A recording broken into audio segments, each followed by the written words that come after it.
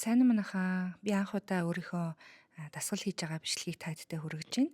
Тэгээд 10 жил йогагоор хичээлж байгаа йогагийн багш болж байгаа найзаагаа дасгалыг дагаж хийсэн байгаа. Тэгээд энэ позыг болохоор өглөө өдрөө эхлэхдээ хийвэл их сайн гэсэн. Энэ болохоор stretching буюу одоо сунгалтын pose. Энийг муур ба үхэр буюу cat and cow гэж нэрлэдэг pose гэсэн.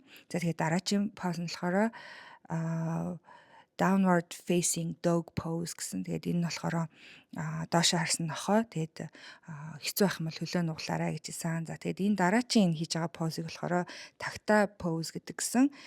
Тэгээд энэ нуруунд маш сайн юм бэлээ. Тэгээд бүх дасгалаа би ингээд 5 удаа гүн амсгаа хийгээд аваад хийсэн. Тэгээд энэ нь ингээд албаар ингээд цусыг бүгэлдэг учраас ингээд ташаагаа эргүүлээд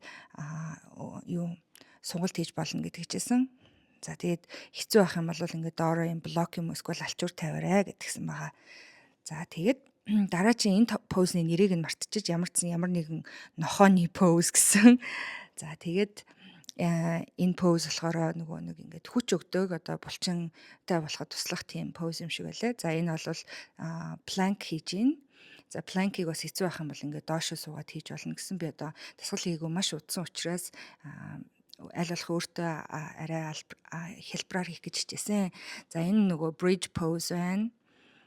За тэгээд энэ нөгөө child pose гэж нэрлэдэг. Ингээ сайхан амраадаг pose байна. Бас ингэж амарч болно гэсэн.